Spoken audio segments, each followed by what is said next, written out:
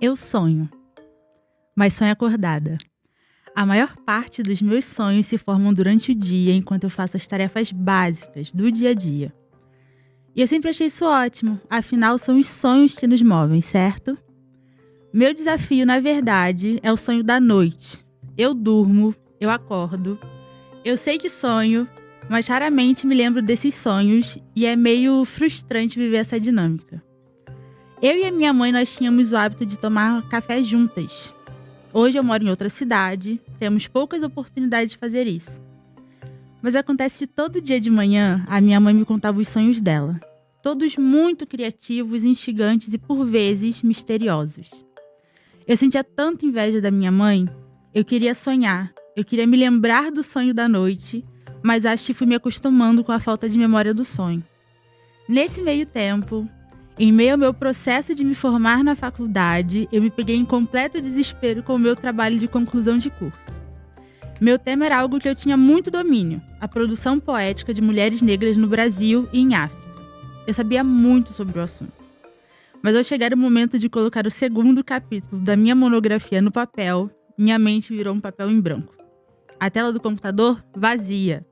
Éramos apenas aquele cursor piscando e eu.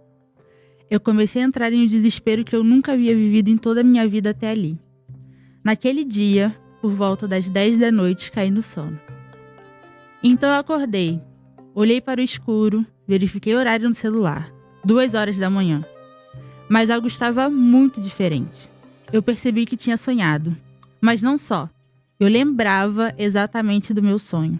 E o sonho começava com: para se compreender o processo de criação literária feminina no Brasil e no mundo, é preciso pontuar o desenvolvimento e a afirmação do movimento feminista na sociedade ocidental. Naquele momento, eu comecei a chorar e rir ao mesmo tempo. Eu não conseguia acreditar que o meu dilema de dias, que teve seu ápice desesperador algumas horas atrás, foi solucionado durante o meu sono. O trecho sonhado e citado acima é a primeira frase do segundo capítulo do meu trabalho de conclusão de curso, que, por sinal, foi aprovado com louvor. Entre o estalo da lembrança e a crise de choro-riso, eu liguei o computador, escrevi as palavras do jeito que elas vieram a mim. No dia seguinte, eu virei uma máquina acadêmica, juntando todos os fragmentos de memória do sonho. Hoje, eu continuo com grande dificuldade de lembrar dos meus sonhos, mas tem alguma coisa nessa dinâmica que me faz acreditar que meus sonhos sempre serão meu backup quando preciso. E assim, o mistério do mundo dos sonhos me acompanha, mesmo quando acho que vivo a sua plena ausência. Naquele dia, sonhar dormindo foi o que tornou possível sonhar, desta vez metaforicamente, com meu futuro. Um futuro em que eu tinha um diploma universitário. E frequentemente fico me perguntando se não é assim com todo mundo. Será preciso sonhar para poder sonhar? E é essa pergunta que vamos tentar responder nesse episódio.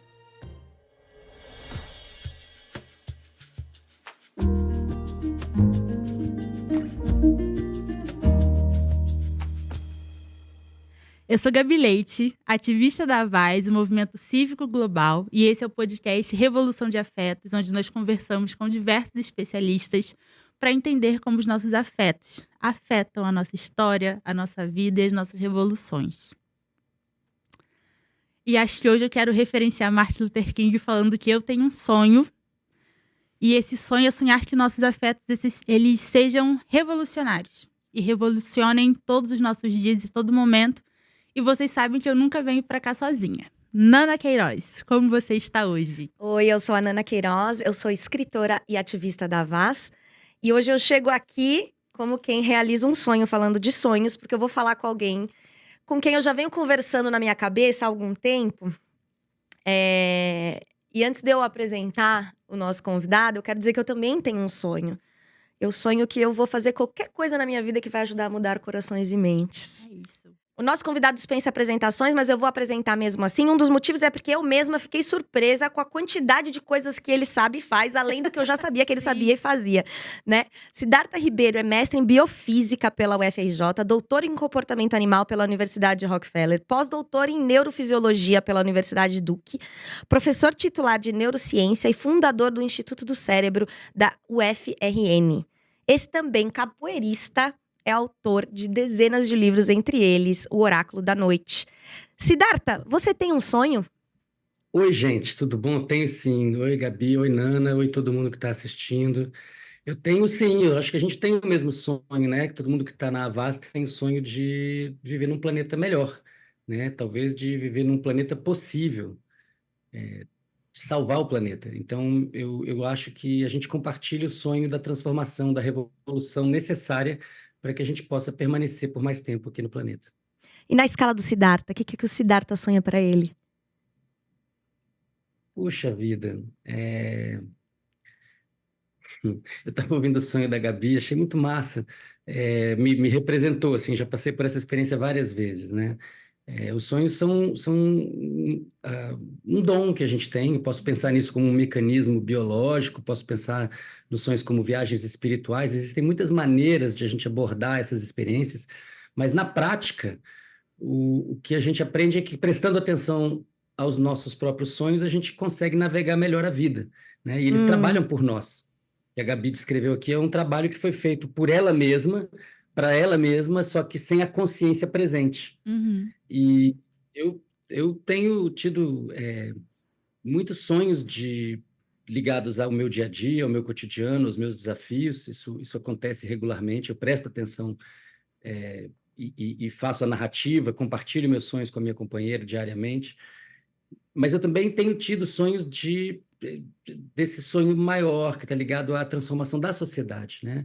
A gente precisa reconhecer, acho que todo mundo que participa do Avast deve reconhecer, que a gente vive uma crise socioambiental sem precedentes e a gente precisa fazer alguma coisa sobre isso. Se a gente não fizer nada, tudo vai piorar, né? E para quem tem filhos, netos, sobrinhos, sobrinhas, isso é muito candente. A gente não pode legar isso para as próximas gerações. Em primeiro lugar, porque não seria justo. Em segundo lugar, porque elas não vão dar conta, né? Porque as coisas estão piorando.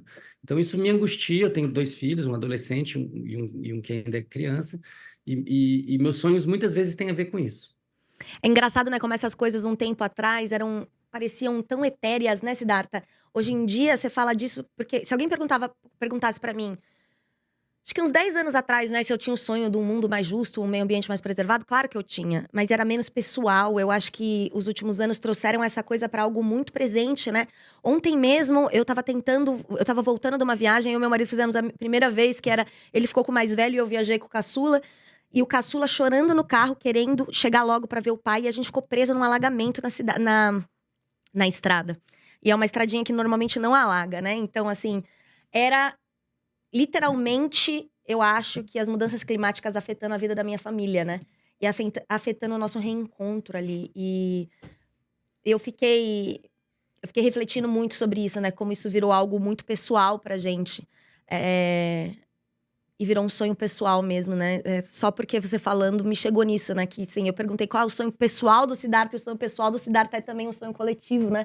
Como é que isso se mistura e aí me traz uma emoção grande desse momento, porque esse episódio fecha a primeira temporada do Revolução de Afetos, e é muito relevante que a gente chegue aqui. E a gente vai falar de sonhos, a gente vai falar de sonho coletivo, a gente vai falar de ancestralidade, porque a reconexão com a ancestralidade vem aparecendo espontaneamente, sem eu e Gabi termos pensado nisso. Em todos os episódios desse podcast. E eu vou começar, Siddhartha, trazendo a gente para nossa ancestralidade mais antiga, citando um trecho do seu livro Sonho Manifesto, que é o penúltimo, né? Que você fala assim: como chegamos a esse estado de coisas? Segundo a narrativa científica atualmente prevalente, entre 70 mil e 100 mil anos atrás, um grupo da espécie Homo sapiens, estimado em 300 a 1000 indivíduos, saiu da África e fundou a linhagem que veio a conquistar todo o planeta.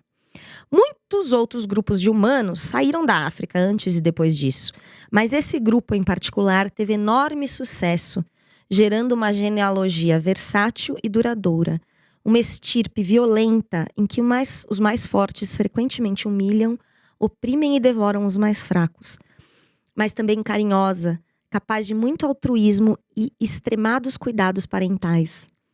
A enorme capacidade humana de proteger os de dentro e combater os de fora fez de nós uma espécie híbrida de amor e horror. Herdeiros dessa contradição perigosa, vemos o horror crescer num frenesi de acumulação e competição. E já quase não há lugar para o amor. Por isso, sofremos tanto e sentimos que temos pouco tempo. E aí eu te pergunto, né? Esses nossos ancestrais, essa tal espécie do Homo sapiens, ela deu errado? A gente escolheu o lado errado da equação entre o amor e a violência? Pergunta é uma pergunta super séria, né? Porque se a gente achar que deu errado mesmo, não há mais o que fazer.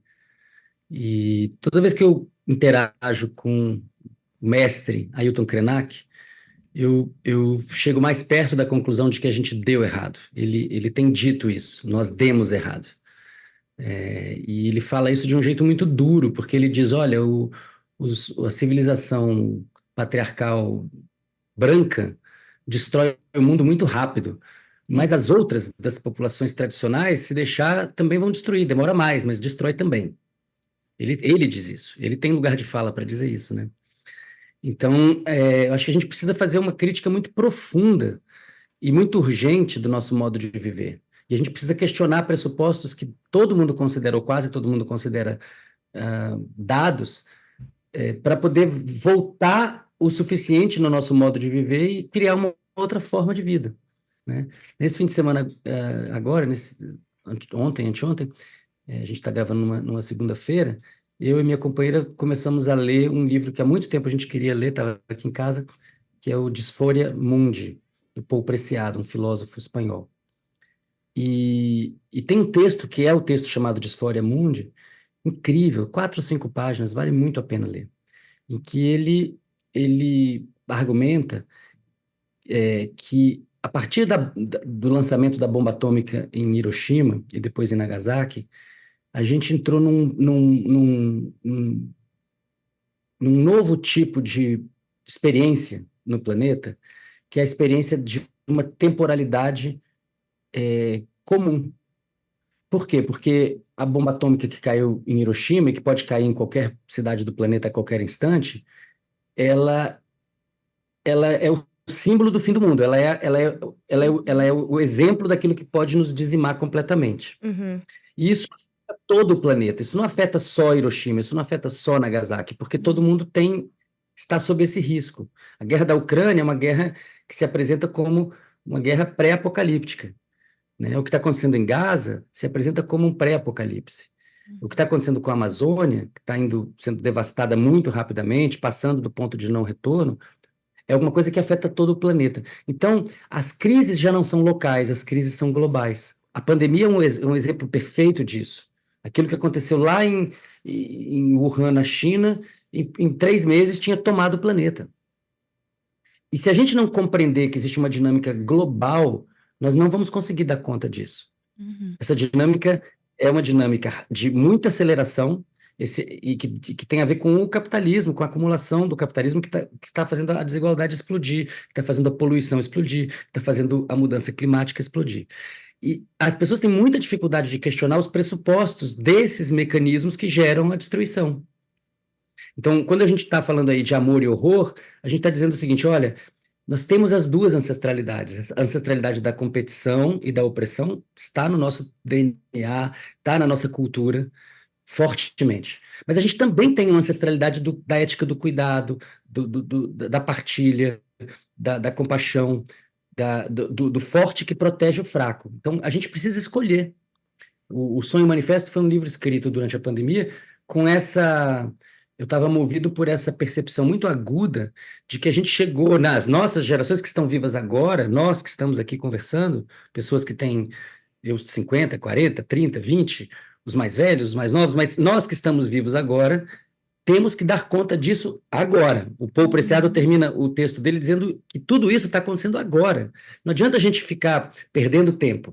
Eu vejo que todo o movimento do qual a VAS participa, que é das pessoas se manifestarem globalmente por questões que podem ocorrer em algum local, mas dizem respeito a todo mundo, tudo isso precisa de adquirir uma consistência, que é a consistência da ação.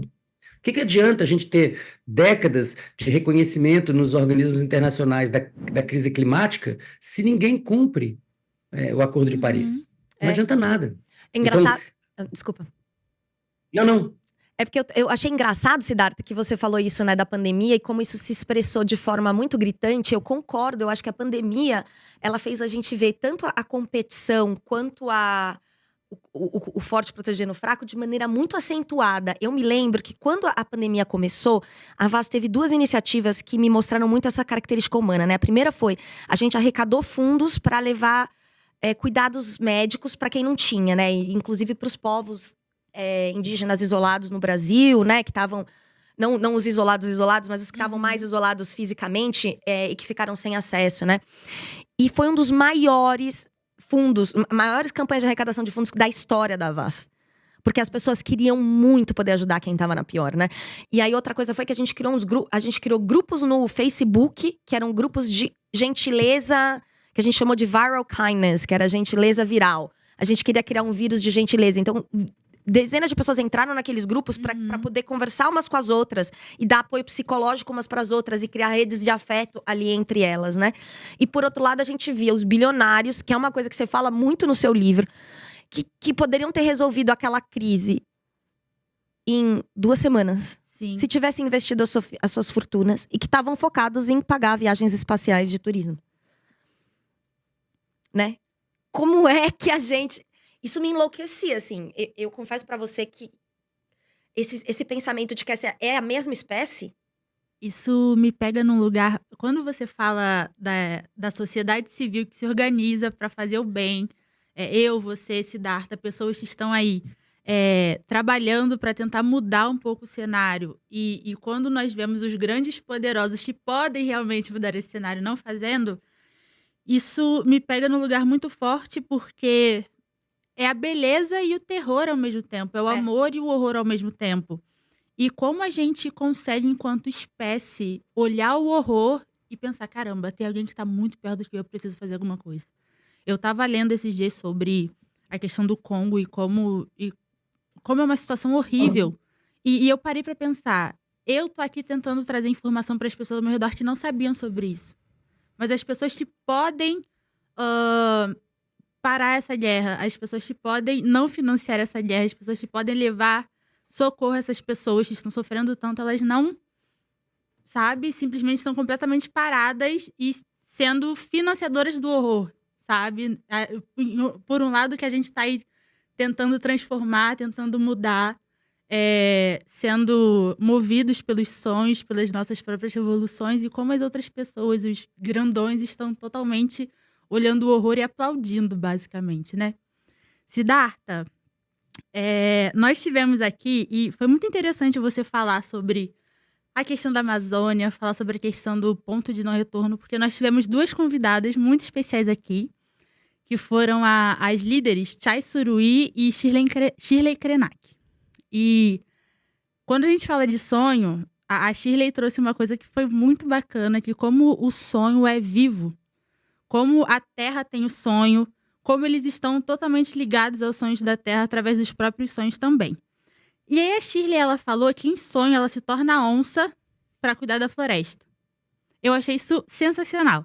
E aí no seu livro Oráculo da Noite, você vai contar sobre essas inúmeras sociedades que têm o sonho como formas proféticas, formas de profecia, formas de resistência, formas de combate.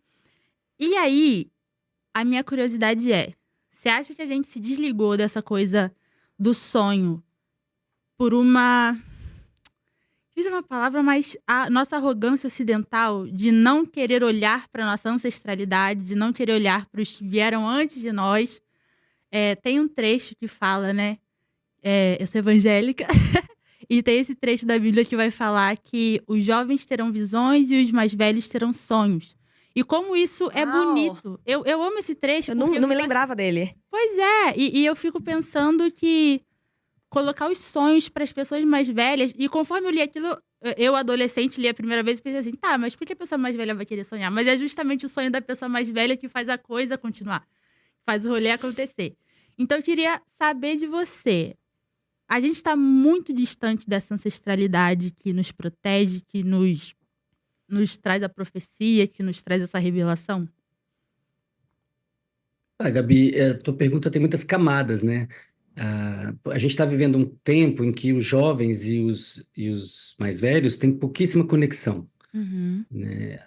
Existe uma grande separação entre as gerações hoje em dia. O que as pessoas de 15 estão curtindo, o pessoal de 25 muitas vezes não sabe nem o que que é. uhum, E uma pessoa de 70, de 80.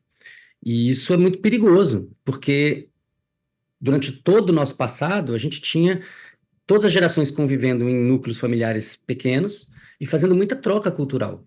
Isso garantia uma continuidade, e a gente está no risco da descontinuidade. A civilização ocidental, que é de matriz europeia e que é branca, jogou na lata do lixo um monte de tradições, né, uhum. massacrou, fez a invasão, né, a partir do século XVI na América, massacrando muitas culturas, na África, na Ásia, jogando fora muito, muito conhecimento e dizendo, não, a gente só precisa mesmo de, do que veio a se chamar a ciência, né? E da ideia de que quanto mais dinheiro, melhor, e que quem tiver mais poder tem mais é que mandar no mundo mesmo.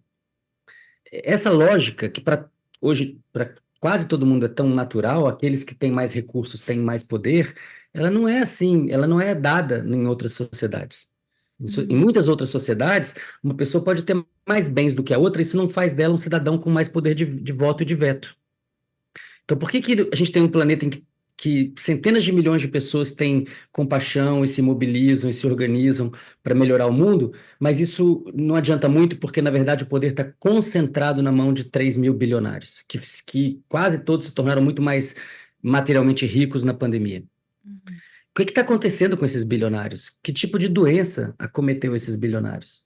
Então, para a gente poder entender o fenômeno, a gente tem que fazer uma crítica da acumulação de recursos e da transformação de acumulação de recursos em acúmulo de poder. Não deveria ser a mesma coisa, mas tornou-se a mesma coisa, né? Numa sociedade indígena X, se uma pessoa tem uma canoa e o outro tem duas canoas, isso não faz do que tem duas canoas uma pessoa mais influente politicamente. Mas na nossa sociedade, isso é totalmente verdade. Quem Uhum. tem mais dinheiro manda, né? É. E eu acho que a chave, e eu achei legal você falar que é evangélica, porque assim, o pensamento de Cristo é extremamente revolucionário. Extremamente Exatamente. revolucionário. Se os bilionários do planeta fossem cristãos de verdade, a gente tava no Aham, melhor dos mundos, né? totalmente. Como é Então, que Cristo virou conservador, né? Pois Na é. cabeça de algumas pessoas. apropriado de uma maneira que é anticristã, né? Exato. E que pega alguns trechos do Velho Testamento para justificar todo tipo de brutalidade. Eu acho que a gente tem que olhar para esse problema de uma maneira dialética. O jeito como isso foi tratado nos séculos passados é o quê? Você tem uma classe dominante que está dominando todos os recursos, que está oprimindo os mais fracos, então é preciso combatê-la. E isso foi tentado muitas vezes, foi tentado na Revolução Francesa, foi tentado na Revolução Russa. Qual é o problema de você combater os mais fortes? É que ou bem você os destrói e outros tomam o lugar deles, ou você nem consegue destruí-los, porque eles são mais fortes e eles ganham. Então, o Sonho Manifesto tem essa proposta de olhar para esse problema de um ponto de vista mais psicológico. Essas 3 mil pessoas que detêm quase toda a riqueza material do planeta, elas. Não adianta eu dizer que eles são do mal, em sua maioria. Isso não resolve nenhum problema. Até porque, provavelmente, se for conversar com eles, nenhum é do mal. A pessoa, o CPF não é do mal, Uhum. Uhum. né? Agora, a gente tem que entender que eles estão doentes. Uma pessoa que, na pandemia, Uau. podia ter tirado 0,1% dos seus Sim. recursos para fazer uma vacinação rápida e homogênea, e não fez, pelo contrário, investiu seus recursos em ficar mais rico, mais rica, essa pessoa está doente. E aí, no Sonho Manifesto, eu entro um pouco mais de detalhes de onde vem essa doença. Essa doença tem a ver com o próprio dinheiro. O dinheiro é tóxico. Uhum. Ter dinheiro de menos é ruim. E ter dinheiro de mais é muito ruim. Faz mal, isso foi testado já em laboratórios, em vários lugares. Basta você mostrar a imagem do dinheiro numa tela de computador para que as pessoas comecem a fazer respostas, escolhas morais menos éticas. Uau. Então, a gente tem que olhar para isso com cuidado e entender. A nossa sociedade ela não padece mais de escassez de recursos, ela padece da desigualdade na distribuição dos recursos. E essa desigualdade tem a ver com uma sensação que mesmo essas pessoas bilionárias têm, de que elas vivem em escassez. Essas pessoas sofrem porque não têm tanto dinheiro quanto o outro, elas se comparam, elas competem, elas vivem em guerra, E como é que elas não faz, hein, confiam nos amigos. Siddhartha? Se não pode combater, tem que fazer o quê? Acolher? Eu acho que a gente precisa acolher e criticar ao mesmo tempo. É dizer, olha, você precisa de um ajuste de conduta, você precisa compreender o seu papel. O papel dos mais fortes é cuidar dos mais fracos. Se você não está preparado para esse papel, então pede para sair. Para ser Adorei, bilionário, adorei. tem que dar conta do recado. Nossa, eu gostei muito dessa proposta. É uma proposta e que tem tudo a ver com a revolução de afetos, né, Siddhartha? Acho que Exato. a gente podia sentar aqui e ler o Sonho Manifesto e ele Exato. seria um bom episódio da revolução de Exatamente. afetos. Olha que interessante, Nana. Se você conversa com pessoas que são materialmente muito ricas, eu não conheço tantas, mas conheço algumas, normalmente o que você encontra é sofrimento. E como é que elas saem do sofrimento? Quando elas descobrem algum tipo de ativismo social, Uhum. que é a cura. Você cuidar dos outros, né? A pessoa está cheia de dinheiro e entra em pânico porque vai morrer. Isso é tão comum. E ficam fazendo cirurgia plástica e tal, e tentando esticar a vida ao máximo, e no final elas se desesperam e morrem como qualquer pessoa. E na maior parte dos casos, essas pessoas estão tomando remédios antidepressivos, elas estão em risco de suicídio, elas não estão nada bem. Se a gente entender que não tem ninguém bem, fica mais fácil, porque aí deixa de ser um fla-flu e a gente passa a entender que estamos é uma nave que Uhum. tem os descendentes desses 300 a 1000 Homo sapiens de 70, 100 mil anos atrás, e que a gente precisa se reorganizar. Se fosse um apartamento, estava resolvido, né? Se tivesse 10 pessoas num apartamento e uma pessoa tivesse toda a comida da geladeira, não ia ficar assim. A gente não ia, rapidinho isso ia se resolver. Só que, por que não se resolve? Porque essas 3.000 pessoas, elas não estão nem visíveis, a gente nem sabe quem elas são direito, elas não convivem com os mais pobres, elas só convivem com os mais pobres em posição de subalternidade. É engraçado, né, Cidata? Você falando disso, eu vejo a minha história. Porque eu sou ex-pobre, né? Eu cresci numa família que morava na periferia de São Paulo. Os meus avós são retirantes nordestinos, né? Os meus pais tiveram 6 filhos e adotaram um 7º em algum momento. Então, por mais que eles se esforçassem muito, né? Ali era apertado. Eu me lembro que muitas vezes as refeições na minha casa era arroz, feijão e batata frita, porque não tinha dinheiro para comprar carne e tal, né? Eu morei numa casa quando eu era criança que a minha mãe tinha que pôr 2 cadeiras assim e o sofá em cima das cadeiras, porque alagava. Aí ela punha eu e meu irmão em cima desse sofá, em cima das cadeiras e falava, brinca de pirata. Né? E limpava a casa. E hoje eu sou uma ex-pobre. Não vou entrar na lista de pessoas ricas que você conhece, Siddhartha. Infelizmente, ou felizmente, não sou rica ainda, mas só o fato de eu não ser mais pobre. Você sabe que tem um aspecto de deixar a pobreza que é também deixar um pouco de liberdade. Eu tava falando isso esses dias com o João, meu marido, né? Que eu, antigamente, deixar um emprego pra mim era muito fácil. Pra fazer uma coisa que eu gosto, né? Hoje em dia, claro, tem a responsabilidade de ter filhos pra sustentar também, mas assim, eu perco muito mais quando eu perco o salário que eu ganho hoje do que quando eu perco o salário que eu ganhava quando eu era pobre, que era ali, sei lá, menos que o salário mínimo, inclusive, no meu primeiro salário. E eu imagino, né, e também tem eu percebo hoje que não tá bom pra mim várias coisas que antigamente estavam ótimas, né? Antigamente eu saía pra viajar, eu dormia em qualquer travesseiro que me desse. Hoje em dia, eu levo o meu travesseiro, espuma da NASA enorme, pra eu conseguir dormir à noite. E eu fico pensando, uma pessoa milionária, bilionária, né? Quantos tenquês e necessidades ela cria que limam essa liberdade? E o quanto que ela sempre quer mais, ela quer ser mais conforto. Eu tenho o meu conforto, mas eu quero mais conforto. Eu tenho minha liberdade, quero mais liberdade, quero mais. E cada vez é menos liberdade, né? Exatamente. Eu vejo essa doença. Isso que a gente está falando, eu acho legal demais chegar nesse ponto, porque ele permite que a gente fale de um conceito fundamental para entender tudo isso, que é a doença. Você acabou de falar em doença. Que doença é essa? O Davi Copenau, o grande xamã Yanomami, deu nome para essa doença. Está lá no Queda do Céu, livro que ele fez com Bruce Albert, né? A doença é a doença da mercadoria, porque nós que somos brancos ou não, somos do mundo dos brancos, né? Esse mundo dos brancos europeus que inventaram essa doença da mercadoria. Não inventaram sozinhos, mas espalharam ela pelo mundo. Somos pessoas que nos aferramos a esses objetos. Nos aferramos vigorosamente a esses objetos e passamos boa parte do tempo desejando a aquisição de objetos. Isso contrasta muito com, por exemplo, o que os Yanomami vivem. Quando os Yanomami perdem alguém querido, quando a pessoa morre, todos os bens dessa pessoa são jogados fora, são quebrados. Eles desaparecem com esses objetos, né? Por quê? para que as pessoas não fiquem aferradas àquela memória daquela pessoa que morreu, porque elas não fiquem tristes o resto da vida. Então, eles têm um desapego, e quando eles ganham um presente, então, por exemplo, o Davi Copenau fala isso no livro, ele ganha um facão de aço novo, ele recebe aquilo ali, mas daí a pouco ele já dá para outra pessoa, aquilo vai passando de mão em mão, as pessoas não ficam agarradas aos objetos, isso é uma imensa liberdade, é uma imensa liberdade, porque as coisas mais importantes da vida são viver, né? São as coisas boas da vida, que inclusive a maior parte é grátis. Mas quando a gente começa a se aferrar aos objetos, você entra num ciclo de sofrimento, porque você pode não ter a última versão, você pode não ter a última linha, você pode não ter. Aí a pessoa começa a entrar numa grande neurose, em que ela vai criando necessidades que não existiam antes, e deixa de olhar para a necessidade real do outro. Né? Então a pessoa está preocupada em ter o iPhone mais novo, mas ela não quer saber se tem alguém morrendo de fome do lado dela. Isso é uma loucura. É uma coisa realmente neurótica, que foi criada pelo capitalismo, e a gente precisa descriar, a gente precisa desfazer. E em algumas religiões de matriz africana, ocorre a mesma coisa. Quando a pessoa morre, todos os objetos da pessoa são doados, são tirados de cena. Esse apego ao material, ele gera sofrimento.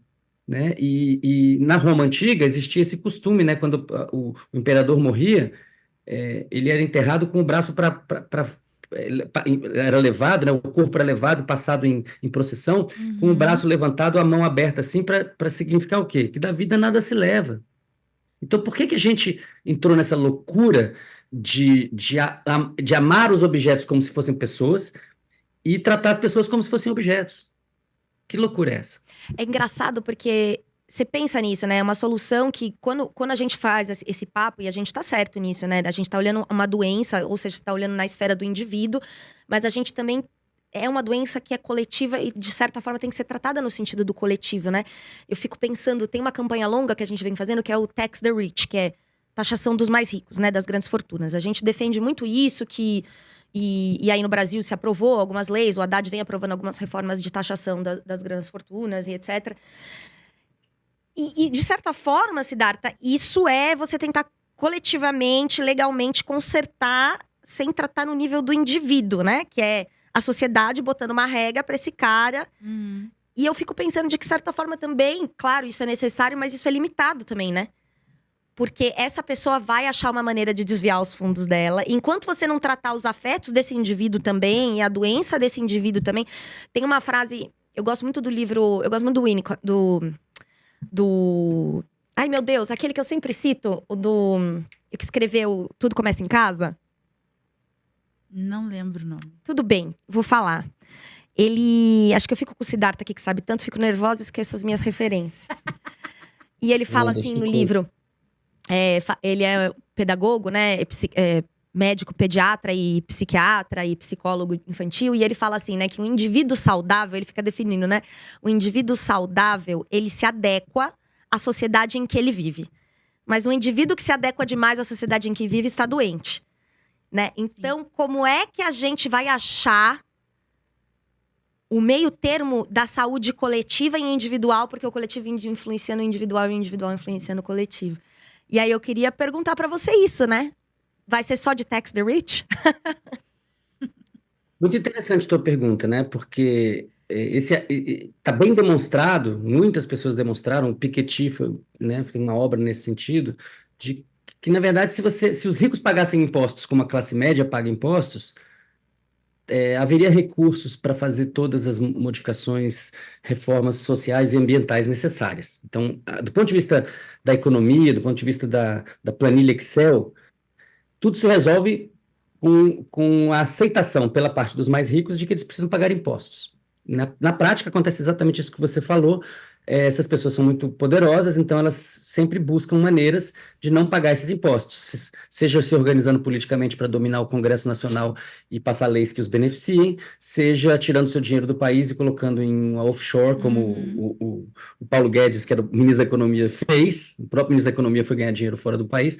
Então, isso tudo a gente sabe que isso acontece, e aí a gente chega nesse ponto que você está levantando. Se essas pessoas não passarem por uma modificação profunda, se elas não forem tocadas por um sentimento de partilha, de viver em comunidade, que pode ter um cunho religioso ou não, ela pode ser cristã, ela pode ser umbandista, candomblessista, ela pode ser muçulmana, não interessa. Se ela estiver entendendo que ela tem uma responsabilidade com o coletivo, a gente avança. Agora, se ela continua tentando descobrir uma maneira de escapar, aí a gente entra na chave da guerra. Por que você vai fazer com pessoas poderosíssimas que se recusam a cumprir a lei, inclusive? Né? O grande Eduardo Suplicy está dizendo para a gente há mais de 30 anos que a gente precisa de uma renda básica universal. É uma ideia muito antiga, uma ideia que já foi proposta e tentada ao longo de muitos séculos. E é uma coisa muito simples, é dizer, olha, a gente vive numa sociedade tão rica, por que as pessoas não podem ter garantido o seu direito de comer, vestir, ter um teto, tomar banho todo dia, ter água corrente? O básico. Esse básico, na verdade, quando você garante esse básico, todo mundo se beneficia. Por quê? Né? Isso foi uma discussão que a gente teve no Brasil ao longo dos anos. Muitas pessoas conservadoras falando, o Bolsa Família é uma esmola para as pessoas, não sei o quê. É uma grande burrice dizer isso, porque quando você garante um Bolsa Família e ele está associado ao compromisso de manter as crianças na escola e vacinadas, você está beneficiando as futuras gerações, porque essas pessoas estão se capacitando, estão tendo os meios para serem autônomas, e ao mesmo tempo você está beneficiando a economia, porque todo o dinheiro, o pouquinho dinheiro que vai parar na mão daquela mãe em situação de miséria, ele volta para os mais ricos na sociedade, porque a pessoa vai comprar leite, vai comprar pão, vai comprar... Né, tudo que ela vai comprar é produzido por alguém que tem mais dinheiro do que ela. Sim, então, esse dinheiro vai para a base da sociedade e ele sobe de novo, e ele vai de novo lá para baixo. Isso é uma maneira do dinheiro circular. Se o dinheiro não circula, quem não tem dinheiro fica na miséria. E as pessoas não conseguirem entender isso é uma inércia dessa ancestralidade de opressão. E o que é mais louco, que muitas delas falam em nome de Cristo. Isso é incrível, é uma dissonância cognitiva. É dissonância cognitiva. Você falou exatamente o que eu ia falar, porque as pessoas acreditam em coisas. Outro dia eu tava conversando com alguém que me disse assim: essas pessoas que ficam tendo filho pra ganhar mais do Bolsa Família. Aí eu, amigo, você vai ganhar R$300 a mais por ter um filho. Você realmente acha que um filho custa menos do que R$300 ao ponto de que ter um filho vira um negócio lucrativo? Assim, é a falta de um raciocínio básico. Você quer acreditar numa coisa que você se torna preguiçoso no raciocínio, né? Aliás, era Winnicott. Eu falei certo, era Winnicott. Eu não errei o nome dele. Começou a falar e... Eu comecei a falar e fiquei insegura, mas é isso mesmo, né? É a síndrome da impostora falando aqui entre nós. Mas é isso mesmo, né? É quase uma dissociação cognitiva mesmo que as pessoas entram. Aliás, Siddhartha, para voltar um pouquinho pro tema do sonho, que eu acho que super se conecta com isso, eu vou fazer esse amarração assim. Vou ler outro trechinho do Oráculo da Noite. Por que será que o sonho, fenômeno normalmente noturno que tanto pode evocar o prazer quanto o medo, é justamente a palavra usada para designar tudo aquilo que se quer ter? Você já conseguiu responder essa pergunta que você faz no livro? Qual que é a leitura que você tem para isso hoje? Então, a palavra sonho, ela virou na nossa... no cotidiano da contemporaneidade, ela virou um sinônimo de desejo. É muito comum você encontrar a palavra sonho em propaganda de cartão de crédito. Realize todos os seus sonhos. Então, está ligado à aquisição de bens ou de experiências. Isso não é... No livro, no Oráculo da Noite, eu entro em detalhes sobre isso, no Sonho Manifesto Menos. Isso não é por acaso, porque os nossos mecanismos cerebrais para desejar coisas, experiências, situações, envolvem circuitos e neurotransmissores, em particular a dopamina, que são os mesmos circuitos e neurotransmissores envolvidos na produção do sonho. O sonho, na verdade, ele representa, do ponto de vista biológico, a reativação de memórias, a recombinação de memórias, para simular a busca o alcançar de certos objetivos, digamos, a satisfação do desejo, em termos psicanalíticos, ou a evitação de um antidesejo, né? Então, evitar algo que te dá medo. Esses são os dois lados da moeda, aquilo que você deseja, aquilo que adquirir, aquilo que você quer evitar, mas tudo isso é mediado pelos mesmos neurônios, pelos mesmos neurotransmissores. O sonho, na verdade, é desejo. O sonho expressa desejos. Quando você escuta com atenção o sonho de uma pessoa, você está tendo um raio-x, ainda que alegórico, metafórico, dos desejos e medos dessa pessoa. Agora, o problema é que na nossa sociedade, a gente abandonou o sono e o sonho da noite, a gente dorme muito mal, dorme muito tarde, acorda muito cedo, mil problemas que fazem com que a gente nem se lembre de que sonha. E aí o sonho fica achatado, ele fica desnaturado, ele fica reduzido a esse sonho da vigília, que é um sonho é, transacional, ele está ligado apenas a pequeno... né, o Schopenhauer fala disso na Queda do Céu, que os brancos não sabem sonhar, não conseguem sonhar. E quando sonham, sonham só com o próprio umbigo. Nossa, isso que você fala, que os brancos não sabem sonhar e quando sonham, sonham com o próprio umbigo. Eu retomo o que você falou antes, que nós estamos no mundo dos brancos e por estarmos aqui, a gente está seguindo essa mesma lógica, essa mesma falta do sonho, essa falta do sono. E aí você fala, né, que dormir, sonhar e lembrar dos sonhos é uma coisa que a gente não tem mais, basicamente. É o nosso mal.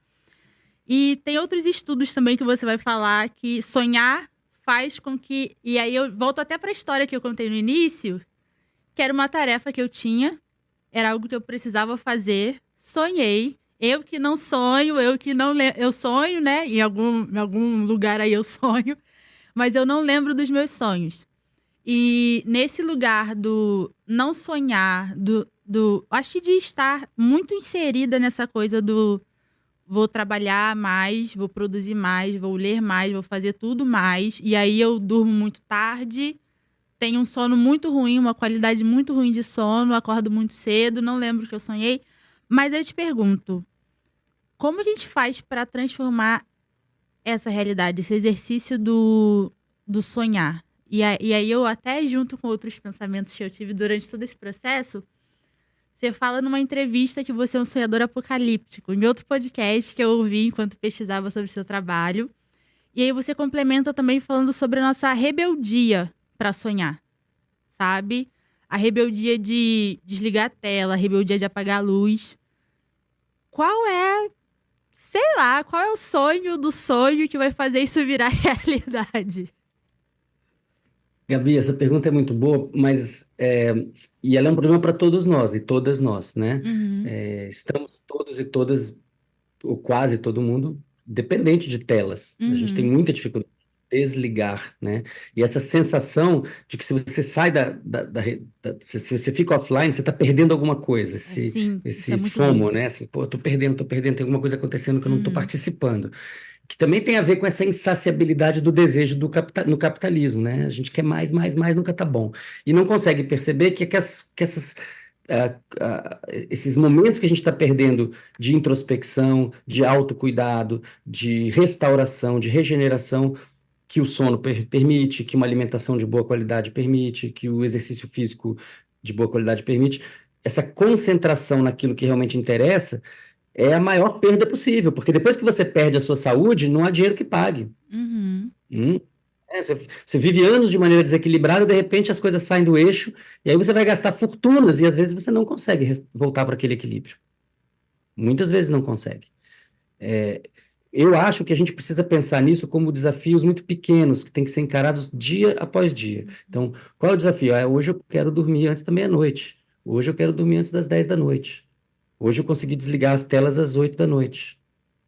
Eu consegui acordar sem despertador. Eu consegui fazer uma comida que eu mesmo preparei e comer com calma. Eu consegui fazer exercício físico sem estar ouvindo outra coisa e fazendo outra coisa. E a gente está entrando num sistema de processamento em paralelo que é absolutamente esgotante. E nossos filhos e filhas estão fazendo isso de um jeito que é assustador.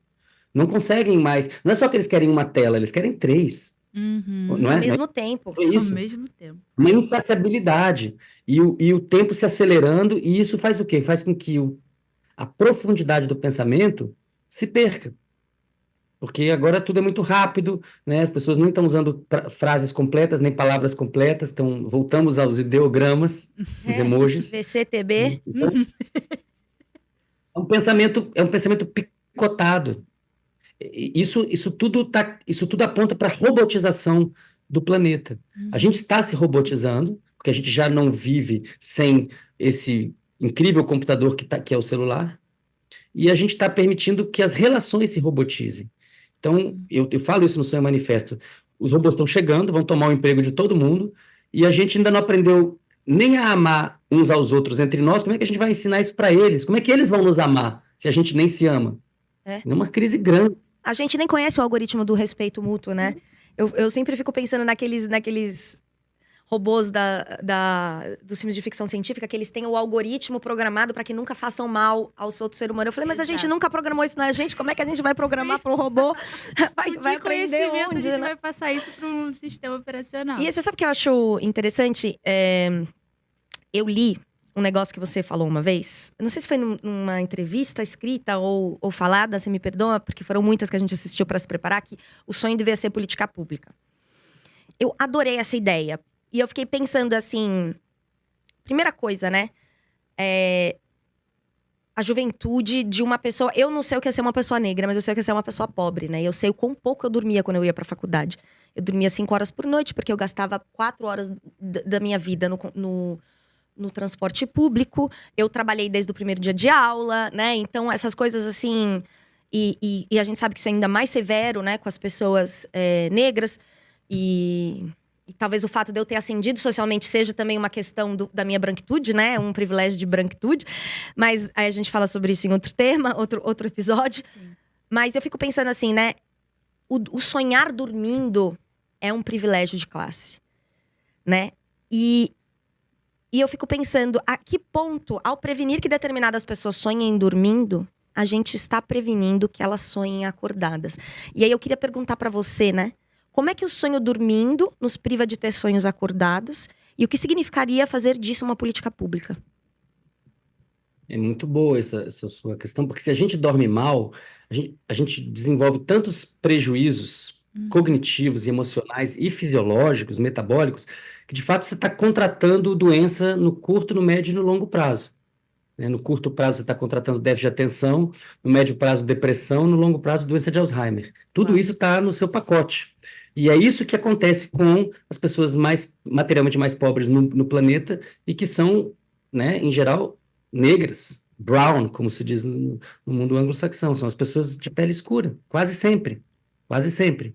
Então é uma maneira muito cruel de você comprometer já na infância, já na adolescência, o futuro das pessoas. Como é que se resolve isso? Uma possível maneira de resolver isso é você criar espaços na escola para que as pessoas possam resolver o seu déficit de sono num espaço provido pelo Estado. Né? Pensando nas escolas públicas aqui, sobretudo. Eu tenho trabalhado, meu grupo de pesquisa tem trabalhado nesse assunto há muitos anos. A gente mostrou, por exemplo, num artigo publicado há 3 anos atrás, que se você faz uma intervenção em crianças que estão em alfabetização, você faz uma intervenção de 3 semanas, meia hora por dia de treinamento multissensorial para discernir as letras em espelho, aquelas, por exemplo, B e D, P e Q, essas letras que as crianças geralmente escrevem ao contrário, né? Quer dizer, as crianças escrevem as letras do alfabeto ao contrário frequentemente, só que nessas letras faz diferença, né? Se escrever um A ou um O ao contrário, dá na mesma, mas um P já não dá na mesma.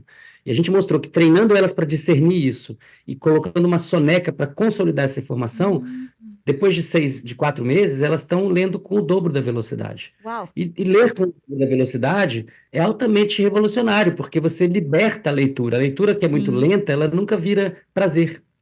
Né? Porque a pessoa já chegou no final do parágrafo e ela nem lembra o que estava no início. Então a leitura ela é como voar um avião, você tem que ter uma certa velocidade. Agora a gente está fazendo, tem uma aluna de mestrado, a Flora Saf, que está começando um mestrado aqui no FRN comigo, em colaboração com a Secretaria de Educação do Rio Grande do Norte, para a gente levar esse protocolo para o maior número possível de escolas em tempo integral. Por quê? Porque se a gente permitir que as pessoas que são materialmente mais pobres possam aproveitar ao máximo a experiência da escola, e a leitura é uma condição sine qua non para isso, a gente está contribuindo para diminuir essa diferença, essa desigualdade. Eu acho que a alimentação de qualidade, o sono de qualidade, o exercício físico de qualidade são a base, não só da saúde, mas de um bom desempenho acadêmico. E se a gente puder fornecer, se o Estado puder fornecer condições para que as pessoas que vêm de casa sem ter comido, sem ter dormido direito, sem ter condição nem de se alongar, se elas puderem fazer isso na escola, a gente já está contribuindo muito para uma modificação dessa situação no futuro. Perfeito. Siddhartha, nós temos a pergunta de uma pessoa do time da Avaz. E o time da Vaz toda é seu fã. Foi uma briga pra ver quem ia mandar pergunta. Eu falei assim, quem quer mandar pergunta pro Siddhartha? Aí no chat, de repente, a maior briga. Manda meu! E aí nós vamos ouvir a pergunta e... Aliás, Siddhartha, uma pergunta era assim, porque, Siddhartha, interprete o meu sonho de te conhecer e bater um papo com você. Essa era uma das perguntas que mais apareciam. Recorrente. Olá, professor. Meu nome é Laura Moraes, eu sou diretora da Avaz. Eu gostaria de perguntar se sonhos que são repetitivos por muitos anos querem dizer alguma coisa. Por exemplo, um trauma que vem à tona e a gente desconhece, ou se eles são premonitórios, uma visão de futuro, de um desejo, ou nada disso. Muito obrigada. Oi, Laura. Essa pergunta é ótima. E o que acontece? Um sonho repetitivo, ele é tudo menos por acaso. Então, ele tem uma razão boa para estar acontecendo. Muitas vezes, quando ele é um pesadelo repetitivo, a hipótese mais forte é de que ele reflete um trauma que não foi adequadamente tratado, por exemplo, por psicoterapia. Então, um dos sintomas mais característicos do transtorno do estresse pós-traumático é o pesadelo recorrente, é o pesadelo repetitivo. E quando a pessoa passa por um tratamento adequado, esse pesadelo desaparece. Então, isso, de fato, digamos assim, uma boa parte desses sonhos repetitivos tem a ver com esses traumas, com essas memórias muito desagradáveis que precisam ser mitigadas, precisam ser aliviadas através de um trabalho específico. Mas muitas outras vezes, a pessoa tem sonhos repetitivos que não são pesadelos e que não se referem a um trauma. E aí, o que a pessoa precisa fazer é mais pesquisa ainda, mais autopesquisa, mais introspecção, mais psicanálise ou psicologia analítica ou terapia Gestalt ou o que seja, ou trabalho espiritual, para quem está no caminho espiritual, para poder entender quais são esses desejos ou medos que geram a repetição daquela sequência de imagens, de situações. O que a gente pode ter certeza é que se o sonho é repetitivo, isso não está acontecendo por acaso, tem uma razão forte, e vale muito a pena tentar entender o que motiva esse fenômeno onírico. Eu conto isso no meu livro Oráculo da Noite, eu tive pesadelos repetitivos na infância que estavam ligados a um trauma. E foi através da psicoterapia que eu consegui superar esses pesadelos, na verdade, transformando aqueles sonhos para que eles deixassem de ser horrorosos e se tornassem, eu não diria agradáveis, mas interessantes. Siddhartha, conta um pouco desse sonho. É muito legal o jeito que você conta, você narra ele. Conta um pouco para os ouvintes como foi essa experiência. É muito bonita. Quando eu tinha 5 anos, meu pai morreu, de repente.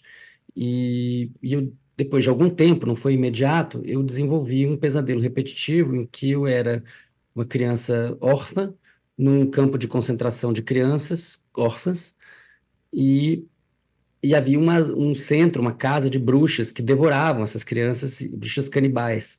E as crianças tinham que se reunir e uma das crianças precisava entrar lá dentro e era tudo muito ansiogênico, assim, causava muito pânico, essa expectativa de quem é que vai entrar e depois entrava, o que vai acontecer e invariavelmente acontecia um grito, a gente via um pouco as bruxas e era uma coisa muito assustadora, muito repetitiva, com detalhes, assim, era tudo muito sombrio, chuvoso. E aí eu cheguei ao ponto de dizer para minha mãe que eu não queria mais dormir. E aí, quando eu disse isso para ela, ela percebeu que eu estava sintomático, que eu precisava de ajuda, me levou a um bom psicólogo, eu não lembro do sobrenome dele, Dr. Maurício. E aí ele começou um trabalho muito interessante, não lembro dos detalhes desse trabalho, eu era muito pequenininho, mas era uma coisa lúdica, que envolvia jogos. Eu gostava muito de ir lá. Eu lembro do ambiente, tinha uma caixa de madeira com brinquedos, é uma coisa que me agradava muito ir lá. Mas ao que me conste, não era um trabalho. Ele não falava sobre o problema, ele era uma coisa que ia lidando com o problema de maneira mais indireta. E aí eu tive esse sonho se transformou. Eu deixei de ter esse sonho que era um filme de terror e passei a ter um sonho que era um filme de suspense, em que eu era um detetive, estava procurando um criminoso que era um criminoso insano. Eu estava no aeroporto de Brasília, eu vivia em Brasília, e o aeroporto é um lugar de onde a gente parte, né? E eu tinha um amigo mais velho, um adulto, um homem, né, que não era o meu pai, mas tinha características do meu pai, cabelo parecido e tal. E ele me ajudava a buscar esse criminoso que estava presente na cena. Então era uma coisa muito. Eu sempre depois que eu desistia de procurar ir embora, uma câmera, assim, um olho em terceira pessoa mostrava aquele criminoso lá escondido, no teto até, como se fosse uma aranha, assim. E isso produzia também ansiedade, mas não era tão horroroso quanto o sonho anterior. E aí eu continuei esse processo psicoterapêutico. E aí passei para um terceiro sonho, que era um sonho já quase que um sonho de aventuras, em que eu estava caçando um tigre. Tinha também um companheiro homem, adulto, não era o meu pai, mas poderia ser, parecido. E em algum momento ele dizia: Olha, eu não posso mais ir com você, agora você tem que ir sozinho, mas você vai dar conta. E aí eu aceitava isso e ia, e aí tentava encurralar o tigre, mas depois era o tigre que me encurralava, e aí eu me jogava de um penhasco no mar, e aí quando eu caía no mar, já estava no fim do dia, eu ficava lúcido, né? O sonho lúcido é aquele sonho durante o qual a gente está consciente. Então eu me tornava consciente de que estava sonhando, e aí tinha um tubarão enorme, eu tinha medo do tubarão, mas eu entendia que ele não ia me fazer mal, e aí eu conseguia nadar ao lado do tubarão e me acalmar, e o sonho tinha esse final em que eu entendia que estava tudo muito perigoso, mas ao mesmo tempo estava tudo bem. E era uma boa descrição, na verdade, da situação que eu estava vivendo. E aí, depois que eu tive esse sonho, eu parei de ter esses sonhos. Eles desapareceram, eu nunca mais tive esses sonhos. Eu começo o livro contando essa história. Na verdade, eu fiz um spoiler aqui, porque no início do livro eu não falo que sou eu. Mas é um exemplo de como que a vida onírica ela pode simbolizar de maneira muito impressionante, às vezes assustadora, e às vezes linda, e às vezes as duas coisas ao mesmo tempo, aquilo que está te acontecendo. Os sonhos expressam o que está te acontecendo. E independente da sua vertente filosófica, psicológica, espiritual, religiosa, vale muito a pena prestar atenção neles. Eles são cartas que a gente escreve para si mesmo, para si mesma, e se a gente não traz eles de volta e não compartilha com ninguém, é uma carta que a gente não abriu, né? Essa é uma coisa que o Freud falou e que vem, na verdade, lá do Talmud, vem da sabedoria judaica, é que essas mensagens que a gente escreve para si mesmo, que você pode pensar como sendo uma mensagem espiritual ou como uma mensagem do seu inconsciente, independente da sua explicação, é uma carta para você. E essa carta precisa ser aberta, lida e compartilhada. Se a gente não faz isso, a gente não fecha esse ciclo ancestral em que a gente compartilha medos e desejos com as pessoas que a gente ama. E é esse compartilhar de medos e desejos que permite que a gente entenda o que está acontecendo um com o outro e mantenha uma coesão grupal mínima. E eu acredito que muitos dos nossos problemas atualmente têm a ver com o abandono desse hábito de sonhar e compartilhar. Porque a gente está perdendo noção do que acontece com os outros. Está cada um cada vez mais dentro só de si. Né? E inclusive com pouca introspecção, com pouco conhecimento de si mesmo. E acredito que se a gente reaprender a sonhar e compartilhar sonhos, a gente vai estar dando um grande passo para a cura planetária que a gente precisa fazer. Gabriela, tá na hora de você começar a lembrar seus sonhos, hein, amiga? Gente, eu tô doida pra chegar à noite, fazer a pessoa que mal descobriu alguma coisa já quer fazer. Chegar à noite e simplesmente criar o clima pra apagar e sonhar. Totalmente. E fazer o Diário dos Sonhos. Diário do Sonho, sim. Siddhartha, quero te agradecer muito pelo tempo que você passou com a gente. Ter você aqui é a realização de um sonho. Então, a gente agradece muito. Estamos com os corações muito gratos. Sonhadores também. Mas antes de fechar, a gente sempre pede para todo convidado ou convidada que indique um filme, um podcast e um livro sobre o assunto que nós falamos hoje. E aí está na hora da verdade. Se quiser indicar seus livros, também pode. Várias pessoas fazem auto-merchan. Tá tudo bem, sem vergonha. E aí nós estamos ansiosas para saber o que você tem para nos indicar hoje. Bom, um filme. Eu vou indicar um filme que saiu agora esse ano, que é o Praia da Saudade, dirigido pela Sinais Ganzerla, narrado pela Sônia Guajajara e por mim mesmo, que é um filme que tem tudo a ver com o que a gente conversou aqui hoje, que tem a ver com a crise ambiental, com a crise social e com as formas de resistência. Recomendação de livro, eu já falei aqui, vou falar de novo. Acho que todo mundo devia ler A Queda do Céu, do Davi Copenaua e do Bruce Albert. É um livro que muda o jeito como a gente se posiciona no mundo, porque ele questiona os pressupostos da nossa organização social. Ele questiona o pressuposto da gente viver nas cidades como são, da gente querer explorar minérios como explora, da gente querer bens que poluem o ambiente, da gente querer a devastação da floresta, porque até quem não quer, de certa maneira quer, porque participa de uma sociedade que quer. Uhum. Então, recomendo fortemente. E a outra indicação é de quê que você falou? De um podcast. De podcast. Quero recomendar o podcast Projeto Querino, que traz uma quantidade incrível de informações extremamente relevantes para a gente compreender que quem construiu o Brasil de fato, com as próprias mãos e com o próprio suor e com a própria cultura, foram as populações indígenas e as populações africanas escravizadas, e há um grande apagamento dessa contribuição o tempo todo para que se justifique a apropriação por uma minoria branca dos frutos de todo esse trabalho. Essa série de episódios do Projeto Querino é extremamente relevante.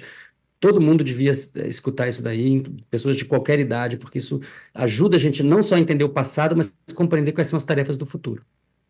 Nossa, é maravilhoso. Eu tô assim encantada e eu vou sair do script, vou deixar pra vocês, que eu quero ouvir o que vocês acharam desse episódio. Eu vou deixar pra vocês o meu último sonho, pra vocês interpretarem aí, ouvintes, e mandarem um e-mail pra gente falando o que você interpreta desses sonhos, hein? O e-mail é hello@avas.org. O hello é HELLO. E o meu último sonho, eu sonhei que o meu professor de spinning estava me perseguindo, eu e um grupo de pessoas em comum, porque ele queria fundar a ditadura dos engenheiros da América Latina, porque ele achava que ia melhorar a economia. E eu catava uma criança que era o meu irmão, era o meu filho, mas na verdade era o meu irmão. Tipo, tinha a aparência do meu filho, mas eu sabia que era o meu irmão caçula. Catava no braço e esse professor de spinning catava todas as pessoas para a ditadura, todas as pessoas para a ditadura, todas as pessoas para a ditadura, e no final só fugia eu e o meu irmão /filho no meu braço. E nós éramos os últimos sobreviventes dessa ditadura. Mande a sua interpretação para hello@avas.org. E se você quiser receber esse podcast no seu e-mail, basta clicar no link da descrição do episódio. Aí tem lá um linkzinho da nossa página na Avas, que você pode se inscrever e receber isso como uma newsletterzinha no seu e-mail toda semana, para ficar mais pertinho da gente. Se você gostou muito, muito, muito desse podcast, você pode clicar na estrelinha do Spotify ou do seu agregador favorito de podcast, para mostrar que essa temporada foi uma temporada de realizações de sonhos, uma temporada de revoluções, uma temporada de afetos, e eu acho que a gente agradece aqui, né, por esse caminho, esse trajeto todo que a gente conseguiu pavimentar aqui. O que será que vem no futuro? E manda um e-mail falando pra gente o que você achou do podcast, se você quer mais, se você não quer mais, o que você quer ouvir na próxima temporada. Entra pro nosso conselho editorial no WhatsApp, conversa comigo, com a Gabi, sobre o que você quer ouvir por aqui. E esse é o último episódio da temporada, é uma honra fechar isso com Siddhartha. E ficamos com um grande sonho, um grande beijinho e até a temporada que vem. Parabéns para vocês, viu? Obrigada. Gabi, Ana, muito axé para vocês. Obrigado. Muito obrigada, Siddhartha.